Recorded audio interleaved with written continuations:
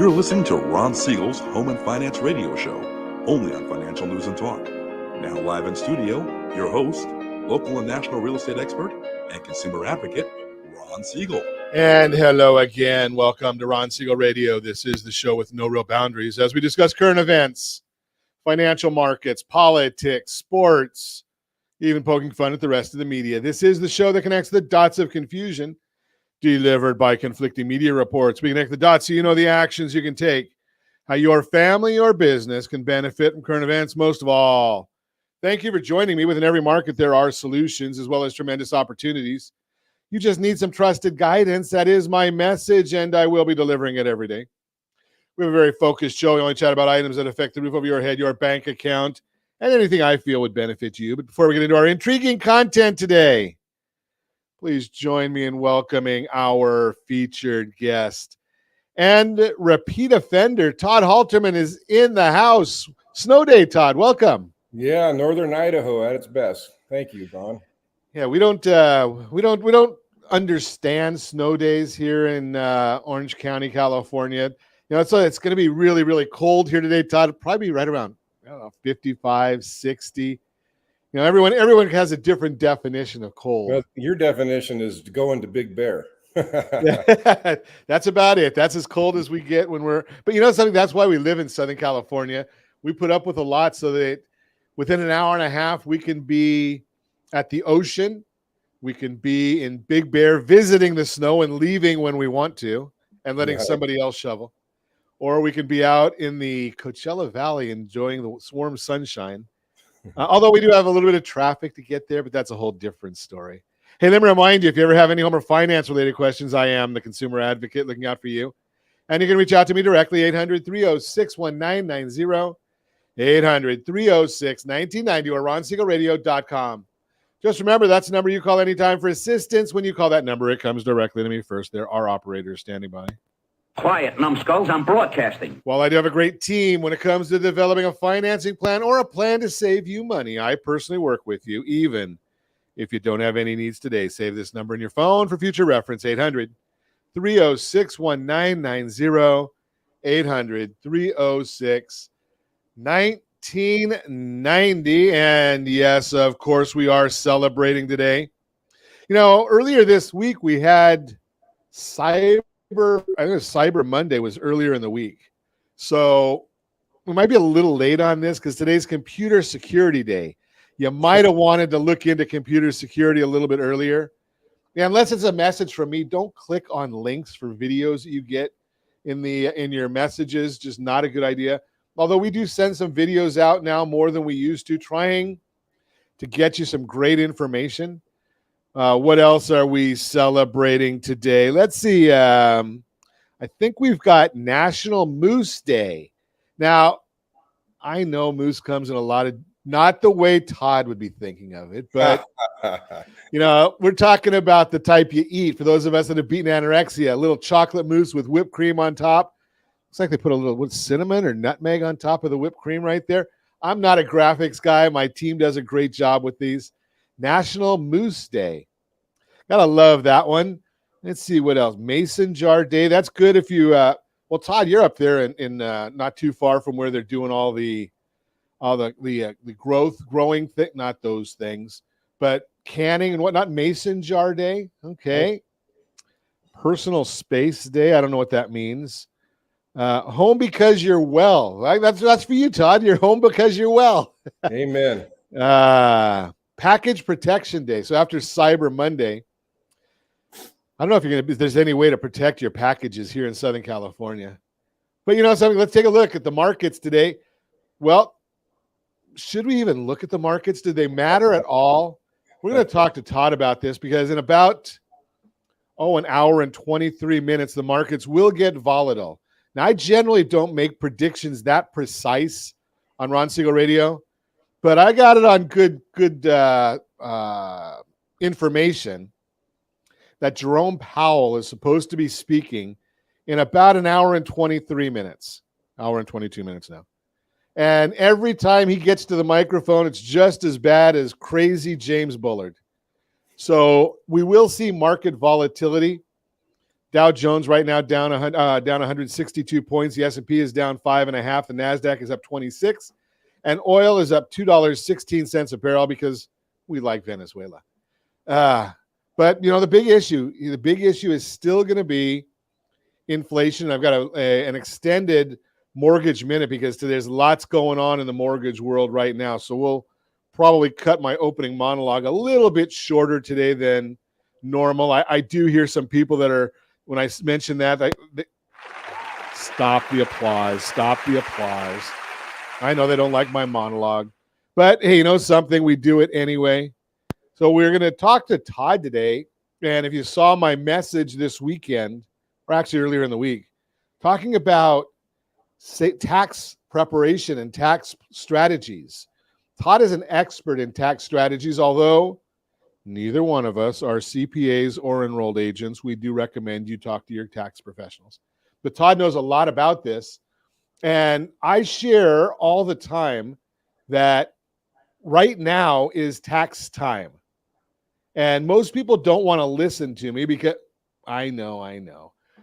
I'm married. I'm used to it.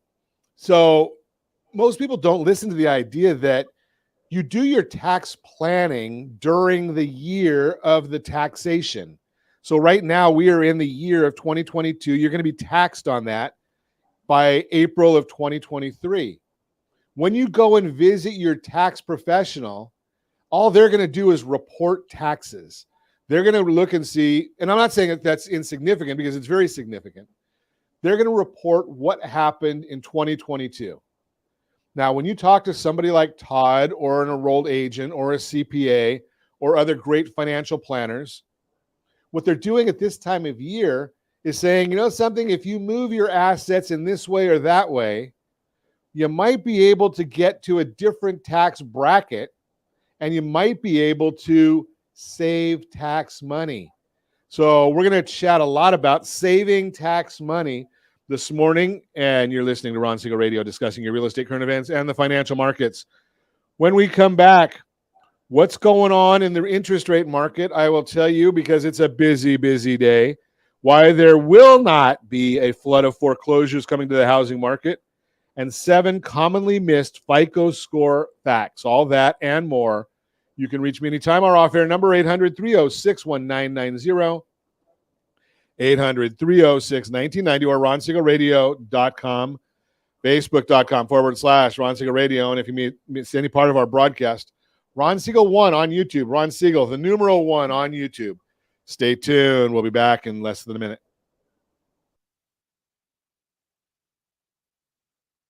Ron Siegel Radio.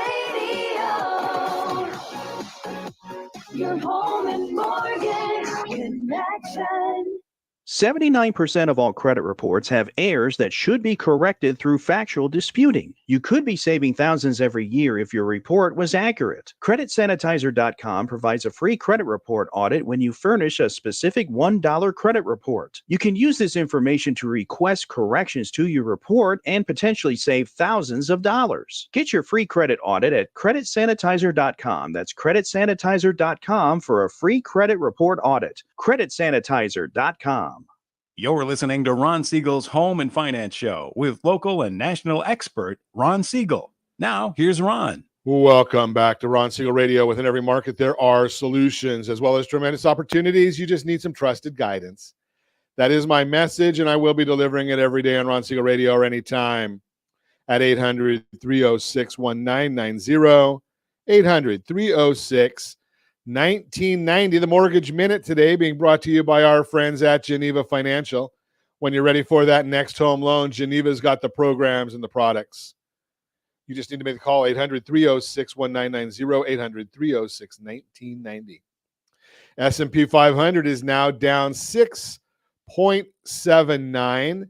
The 10-year Treasury is up 2 basis points. Mortgage-backed securities are down 12 basis points. And every day at this time, OBMMI, they provide the most comprehensive, accurate, timely, and interactive analysis of pricing ever conducted in the mortgage industry, calculated from actual locked rates with consumers across 35% of all mortgage transactions nationwide. The 30-year conforming loan locked at 6.583. 30-year jumbo 6.5, FHA 6.512, USDA 6.487, and the best loan on the market for those that earned it, 6.35, is a 30-year VA loan. And again, we have no idea how many points people are paying to get these. This is just the rate that they locked at. No way that OBMI can provide us with the APRs on every one of these. So just great information right there. The question becomes, why is all of this happening? Well, there's a lot going on in the market today. And let me give you a little bit of a rundown on it. So we got again, I told you at 10:30 our time, so I should say West Coast time, Fed Chair Jerome Powell will be speaking, which could shape up the markets. It generally does. And we're going to be watching that. ADP employment report came out today. They found that there was 127,000 jobs created in the month of November, which was weaker than the 200,000 expected, and almost half the creation seen in October. This is the lowest pace of job creation since January 2021. Declines were seen in some of the more interest rate sensitive sectors like construction and manufacturing, while leisure and hospitality and healthcare were bright spots. ADP also reported that annual pay for job stayers increased 7.6%. So if you stayed on your job, ADP, which does the payroll processing, says the increase in wages was up 7.6%. But if you change jobs, up 15.1%. Both of these figures fell 1/10 from the previous report, but remained very, very strong. Nella Richardson, chief economist for ADP, said, quote, turning points can be hard to capture in the labor market, but our data suggests that Federal Reserve tightening is having an impact on job creation and on pay gains. Whoops. Do you know a homeowner experiencing divorce? We got sorry about that, Josh. I hit the wrong button. I was looking for Gomer. Surprise. Yeah, so fewer people are quitting and the post-pandemic recovery is stabilizing. It's likely we'll see a weaker BLS jobs report on Friday, and we would not be surprised to see the unemployment rate tick up from 3.7 to 3.8%. Pending home sales, which means signed contracts on existing homes, fell 4.6% in October. Remember October, that's when interest rates were about 7 1/8.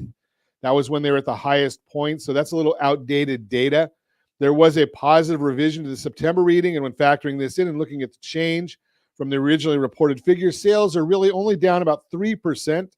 Sales are now down 37% year over year. This factors in peak in interest rates, and we believe these figures could get better from here as we have seen rates come down over 0.5% since that time. Lawrence Yun, the NAR chief economist, said that he believes we should start to see buyers return and activity increase, echoing what we've been saying. And we've already started to see activity return in the purchase applications, and they have increased in the last 4 weeks in a row. And the other item that came out, Q3 GDP. Preliminary or second reading of Q3 GDP showed the U.S. economy grew by 2.9% annualized, better than the 2.7 expected, and follows two consecutive readings that were negative in Q1 and Q2. Important to remember that this is the second of 3 readings. There can be significant revisions. There is an inflation component within GDP, but it's old data looking quarter over quarter. This was elevated as the inflation readings were high over the quarter. Remember, we saw inflation in the CPI report make a nice move lower in the month of October, and we think that tomorrow's PCE will show a better than expected decline. Another reason for this, that the CPI moved lower, but as a big weighting towards shelter, which is lagging, but PCE has a much lower weighting towards shelter, so there's less potential of upside pressure. So 2 reports coming out later this week, tomorrow and on Friday, that both give us good cause to believe that we will have some improvement in the home loan rates in the next few days. That's why we're watching these things very, very closely. That's the Mortgage Minute, brought to you by our friends at Geneva Financial. When you're ready for that next home loan, Geneva's got the programs and the products. You just need to make the call, 800-306-1990, 800-306-1990. A lot of stuff going on right there in that Mortgage Minute report. So it's why I told you I was a little bit elongated, but I want to get to the topic of the day. And we haven't even mentioned this one, Todd. Your tagline that we used for so many years about disinheriting the IRS. So I guess now's the time to work on that disinheritance. Tell me what you think. This time of year, everybody's looking at their finances, their income next year. The holidays are staring us in the face, and everybody's wondering what they're going to spend on and with their family. But a lot of people are facing some significant losses in some of the stocks or mutual funds that they own. And so I want to talk about how people can evaluate their portfolio and disinherit the IRS a little bit this year. Great. So give us a couple ideas. And obviously, before you get started, I do want to mention Todd is not going to be giving us any individualized financial advice. If you want that, you can give me a call at 800-306-1990. I will put you in touch with Todd Halterman. That's what he does for a living, is help people with that kind of guidance. So what are some of the things that you should be looking at right now, Todd? Well, last week I helped a couple who had lost a significant amount of money on a certain stock, and they were wondering, what should they do? Should they hang on to it? Should they sell it? And I said, well, long term, the company is a really strong company, but short term, let's make some moves, because they had another stock that had gone up quite a bit. So what I did, Ron, is I instructed them to sell $75,000 of their stock. And let's just say that stock was Boeing. That stock got sold for a loss, and that $75,000 sale triggered a significant loss. Then what we did is we sold a Lockheed Martin, which had a significant gain. And those two sales offset each other. So we took the capital gain out of Lockheed Martin at $75,000, and we took the loss on Boeing, so they offset each other. But here's the trick. So we zeroed that out. They loved both positions. We moved $75,000 into an ETF that had Lockheed Martin and Boeing in it. So they're not going to miss anything that bounces around in those two positions, but they get to record the loss to offset the gain. Now, the other $75,000 we put into an energy program that gave them $70,000 of ordinary income deducted off of their tax return this year. So we took two sales of stock at $75,000 and gave them $70,000 off their tax return and income, and wiped out the gain of the Lockheed Martin stock. So that is proper tax harvesting. I like that idea. So, but they still like they like both of those positions. Now, is there an ETF that only has that, or is it maybe like a defense ETF or something along that has that and gives them more diversification? There are specialty ETFs that you can find in the world of finance that give you an example: aerospace and defense. There are some ETFs and unit investment trusts that have 12 to 25 companies in it that make up the largest companies that have distribution in the aerospace and defense markets. Happens to have Lockheed Martin and Boeing in it. But in order to record the tax deduction for the gain and the loss, it has to not go back into that same company for at least 31 days. So all that means is we can put it in an ETF that has those companies in it, but it can't go back into the individual position for 31 days. So we're going to park it in that ETF and decide in 31 days whether they want to go back into the stocks or just keep the ETF. So help me understand this. What's the benefit if I've lost 75, I've gained 75, I like both positions, why wouldn't I just stay there? Well, because you have a big gain on Lockheed Martin that you're wiping out, and you're not getting out of the position. So when Lockheed goes up more, you'll realize more appreciation, but you just wiped out 0% tax on all that capital gain of Lockheed Martin, and you're not going to miss the uptick if Lockheed Martin goes up in the next 31 days.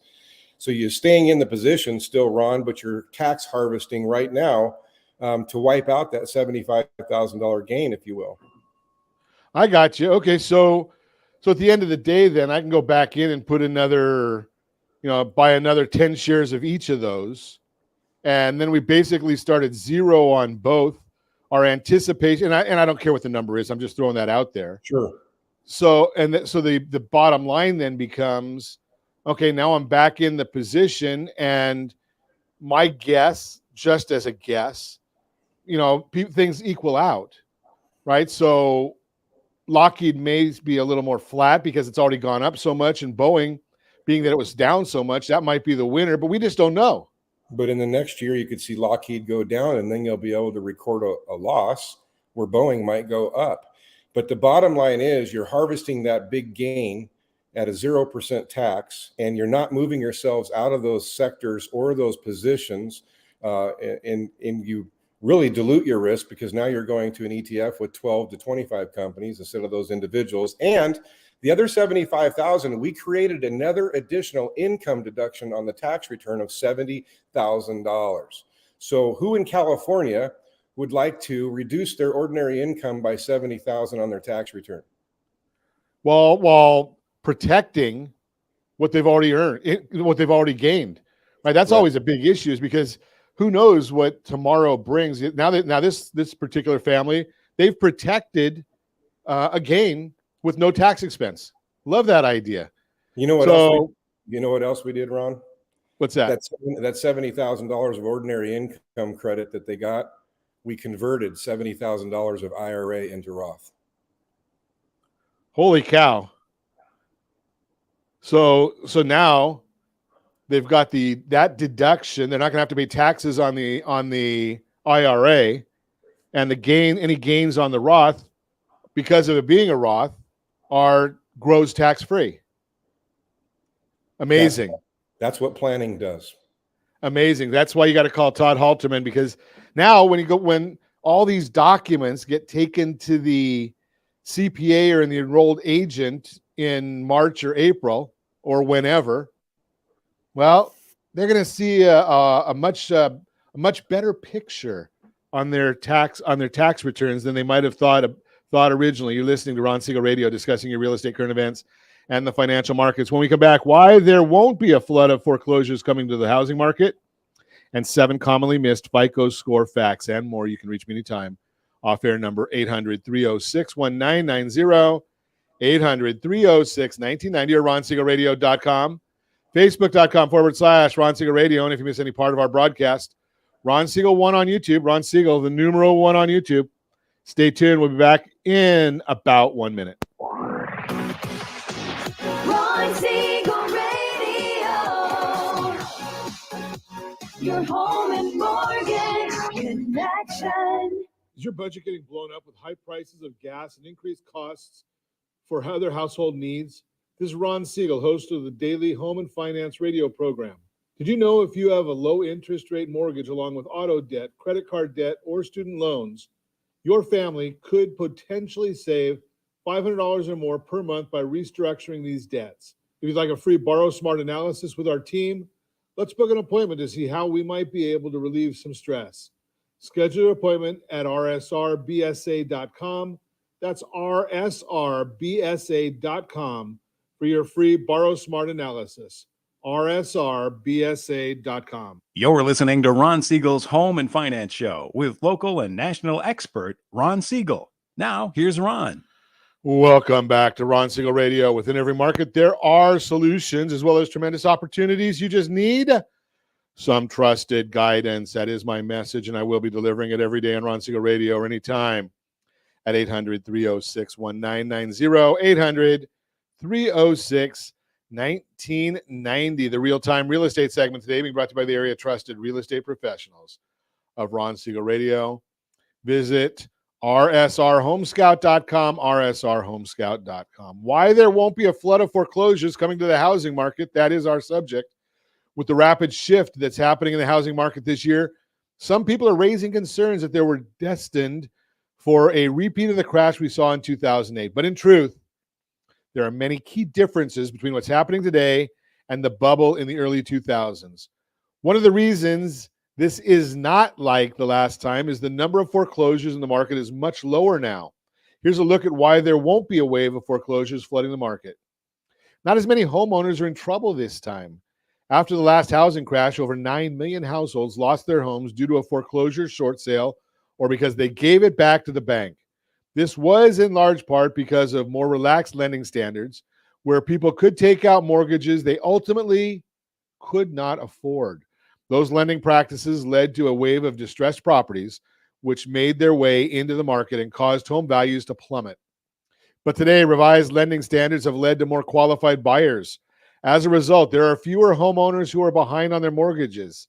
As Marina Walsh, Vice President of Industry Analysis at Mortgage Bankers Association says, quote, for the second quarter in a row, the mortgage delinquency rate fell to its lowest level since MBA's survey began in 1979, declining to 3.45%. Foreclosure starts and loans in the process of foreclosure also dropped in the third quarter to levels further below their historical averages.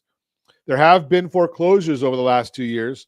While you may have seen recent stories about the number of foreclosures rising today, context is important. During the pandemic, many homeowners were able to pause their mortgage payments using the forbearance program. The program gave homeowners facing difficulties extra time to get their finances in order and in many cases work out a plan with their lender. With that program, many were concerned it would result in a wave of foreclosures coming to the market. That fear did not materialize. Data from the New York Fed shows there are still fewer foreclosures happening today than ever before than before the pandemic. If you're watching us on ronsiegelradio.tv, any of our socials, or the ABC News and Talk AM 1490 video feed, you're seeing a chart about foreclosures being up but near record lows. So yes, they have gone up since 2021 and 2020 when you couldn't foreclose. But 2019, last year of basically a normalized market, 278,000 foreclosures. So far this year for the third quarter, up through the third quarter of 2022, we've seen 88,000. So that's with 1 quarter to go, but it's still significant. We're going to be end the year less than half of where we were in the last normalized year. That means there are more foreclosures now compared to last year when foreclosures were paused. The number is still well below what the housing market has seen in a more typical year like 2017, 18, 19. Those are all about the same. And most importantly, the number we're seeing now is still far below the number we saw during the market crash. The big takeaway, don't let a headline in the news mislead you. While foreclosures are up year over year, historical context is essential to understanding the full picture.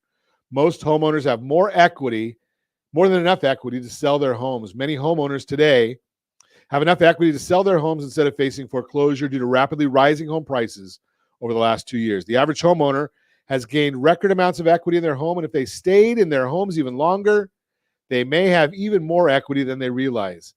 Ksenia Potapov, economist at First American, says, quote, homeowners have very high levels of tappable home equity today, providing a cushion to withstand potential price declines, but also preventing housing distress from turning into a foreclosure. The result will likely be more of a foreclosure trickle than a tsunami, unquote. A recent report from Adam Data explains it by going even deeper into the numbers, quote, only about 214,800 homeowners are facing possible foreclosure in the second quarter of 2022, or just 0.4% of the 58.2 million outstanding mortgages in the U.S. Of those facing foreclosure, 195,491% had at least some equity built up in their homes. Bottom line, if you see headlines about increasing number of foreclosures today, remember context is important. While it's true the number of foreclosures is higher now than it was last year, foreclosures are still well below pre-pandemic years. If you have questions, give me a call, 800-306-1990, 800-306-1990. If you have any friends, family, or coworkers looking to buy, sell, or borrow, can I count on you to introduce me? That's the Mortgage Minute, brought to you by our friends at by the Area Trusted Professionals, real-time real estate segment, brought to you by the Area Trusted Real Estate Professionals of Ron Siegel Radio. Visit RSR Home Scout. I got a lot of stuff going on today, but let's talk with our friend Todd Halterman because he's talking one of my favorite subjects, getting rid of taxes. So Todd, dig a little bit deeper into what, as a financial planner, you look at when considering the conversion from an IRA to a Roth. Well, first thing you have to look at is where is their marginal tax bracket at? What tax bracket are they in? And so converting the IRA to Roth is going to trigger, obviously, top marginal bracket tax rates. And we want to avoid people going from a 12% tax bracket to a 22% tax bracket, because as you can do the math, that's an 80% increase in tax. We also want to be mindful of Social Security tax and triggering other taxation that we didn't see before. So the first thing we evaluate is where are they at in their current tax rates with their current income, the way that they do their tax returns today. That's the initial analysis that has to happen. The second thing that we do then is we calculate what are they going to invest in and how long do we expect it to them to take to get the tax growth back. So generally in an average market, it's going to take a consumer 2 to 4 years to grow their tax money back. And then that money is tax-free growth the rest of their life. So it just depends on what they want to invest in after we calculate what's the real tax impact to taking the money out of the IRA to put it in the Roth. So let me ask you this, because I'm not the tax guy, and I don't even play one on TV.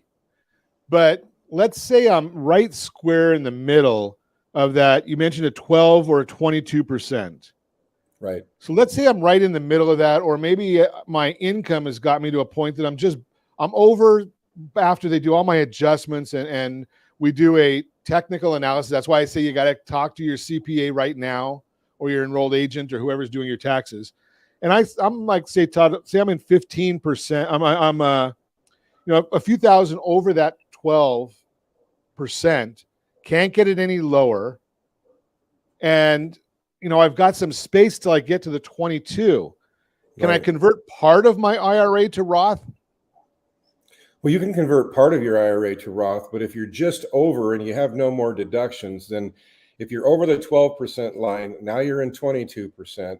And depending on what state you live in, you'll have state tax on top of that. It gets into that 30 to 34% tax level. And that gets a pretty big bite out of your IRA conversion. That could take 5 years to make that back in what I'll call a stagflation market. So our recommendation is work with a qualified financial planner and tax accountant, CPA, to calculate if you could invest in oil and gas right now, which is a very bullish market, and get tax deduction, ordinary income tax deduction, that will allow you to take your income below that marginal bracket and convert some of that IRA to Roth without getting into that next tax bracket. So like my prior example, the client invested $75,000 into an energy program, got $70,000 of ordinary income taken off their tax return. Because that income was off their tax return, we went ahead and moved $70,000 of the IRA into the Roth, and they washed each other out. And then that client in the Roth took that money and invested in more Lockheed Martin and Boeing stock inside the IRA. So that doesn't trigger that 31-day rule that you mentioned? No, it does not. It's inside a qualified plan. The IRS does not oversee qualified plan sales because there's no taxable interest in the qualified plan whether you buy or sell. Wow. So, you're looking at all these different things. Now, let me ask you this, because I know that there's a lot of folks that say, something, I can't talk to Todd because I got to talk to my CPA or whoever their financial planner is. Do the financial planners and the CPAs commingle, or so to speak? Do they talk to each other, or are they at odds? Well, in a perfect world, you'd like to think they work together, but it's not often that you'll see a financial planner call a CPA to work with them, and they both. The CPA doesn't generally call a financial planner either. But it is practiced by some real professionals, and if people out there are not working with both their tax accountant and their financial planner together, they're not being as efficient with their financial planning as they should. So oftentimes you'll find that they don't, because that might just lead to the CPA wants to do it one way, the advisor wants to do it another way, and then the client becomes confused. And that's the biggest challenge, because you're hiring two people that you believe are qualified and very good, and then all of a sudden you're getting two different opinions. And being that we're not the expert, we say, "Holy cow, what am I supposed to do? I'm just sitting here as the guy that's trying to get some good advice, and I don't know what to do." So we're going to continue our conversation with Todd Halterman, because I know that Todd works with the CPAs. And it's kind of like, you don't want to find a bunch of people that are egotistical, right? It's about the issue is, hey, how do we work together for the betterment of or getting the best solution? And in this case, the idea of disinheriting the IRS. You're listening to Ron Siegel Radio, discussing your real estate, current events, and the financial markets. When we come back, 7 commonly missed FICO score facts and more with Todd Halterman. You can reach me anytime. Off-air number 800-306-1990, 800-306-1990, or ronsiegelradio.com, facebook.com/Ron Siegel Radio. And if you miss any part of our broadcast, shame on you. But it's available, Ron Siegel 1 on YouTube, Ron Siegel, the number 1 on YouTube. Stay tuned. We'll be back in less than a minute. Ron Siegel Radio. Your home and mortgage connection. Do you know a homeowner experiencing divorce? Do you know a real estate reference and the divorce decree could cost tens of thousands of dollars? A certified divorce mortgage planning and real estate report could save you thousands of dollars, and it's free from your local certified divorce lending professional. Reach out to Ron today. RonIsMyLender.com. Again, RonIsMyLender.com. Licensed under NMLS 217037, Equal Housing Lender. You're listening to Ron Siegel's Home and Finance Show with local and national expert Ron Siegel. Now, here's Ron. Welcome back to Ron Siegel Radio. Within every market, there are solutions as well as tremendous opportunities. You just need some trusted guidance. That is my message, and I will be delivering it every day on Ron Siegel Radio or anytime at 800-306-1990, 800-306-1990. The Your Credit Matters segment today being brought to you by creditsanitizer.com. You have a credit report and it is wrong. What are you doing about it? I just looked at one of the folks that called in and got scheduled with Credit Sanitizer. And first month, it looks like one of their bureaus went up 56 points. 56 points in the first month. We're going to share that data from the service providers probably later today. Obviously, we redact names so people don't know what the names to protect the innocent. But let's take a look at it. 7 commonly missed FICO score facts. FICO score is a key indicator of how well you manage credit in the past as well as in the present. The more you understand how the credit scoring models work, the easier it will be to know which actions can help or hurt your score and how to build and maintain a solid credit history. Whether you're getting started building your FICO score or just want to learn more about how your score works, here are some facts you may not know. Number 1, FICO is not a credit bureau. Fair Isaac Corporation is an independent analytics company that provides credit scoring models to help predict how likely consumers and small businesses are to pay back a loan. Number 2, your FICO scores include rental payment data. Even though rent payments aren't technically credit, FICO has found that paying your rent on time is predictive of paying other credit obligations on time. All new versions of its scoring model have included reported rental data. Number 3, your utility and phone payments can also be included. As with rental payments, monthly utility phone bills can also be included in your FICO scores, but they generally are not because utility and telecommunications companies don't report them to the credit bureaus. Number 4, the FICO scores are neutral and objective. FICO scoring models are designed to consider only variables that are predictive of credit risk. As such, they do not include many personal details such as gender, race, national origin, zip code, income, employment history, and many other details. If you want to build or improve your FICO scores, the factors that go into your scores are transparent, making it easy to know which steps you can take to accomplish your goal. We can help you with that. Number 5, there are FICO scoring models that use alternative data. While traditional credit data provides lenders with strong insight into how likely a prospective borrower is to pay back a loan, it does not always tell the full story. Number 6, the FICO score is used by 90% of top lenders. The FICO scores are far from the only credit scoring model out there. In addition to other scores, some lending institutions use their own proprietary scoring models to help them make decisions. Again, FICO is 90%. Number 7, FICO score factor percentages aren't exact. You may have seen that your payment history makes up 35% of your FICO scores, amounts owed 30%, and so on. These assigned percentages are designed to show how important these factors are generally. However, the exact breakdown of each factor will depend on your unique profile. A lot more to this. I'm going to go through and redo this as a standalone message for you. The bottom line, though, having a good FICO score is crucial to a solid financial plan. So it's important to understand how your score works and how your actions impact it.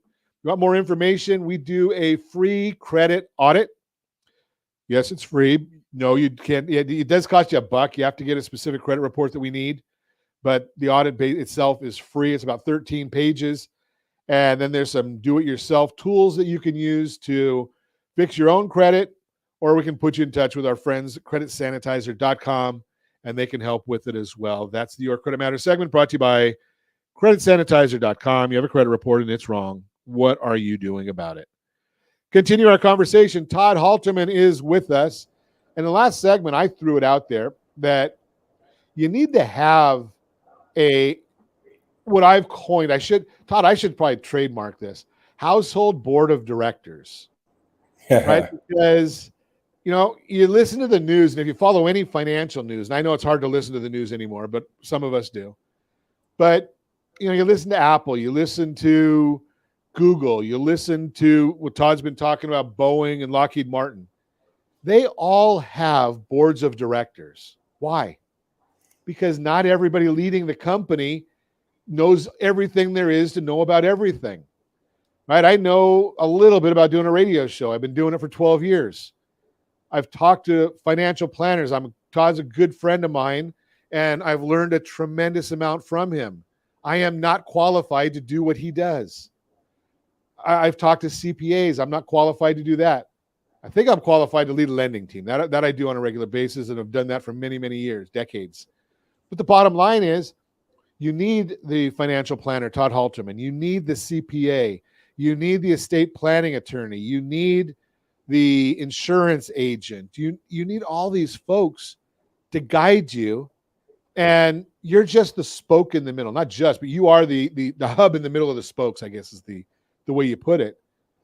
But if they're not going to talk to each other, and if someone's going to get their ego in the way, I'm going to say maybe you need to replace them. Just throwing that out there. That's just my opinion. What do you think, Todd? Well, there's a difference between tax preparers and the tax mitigators.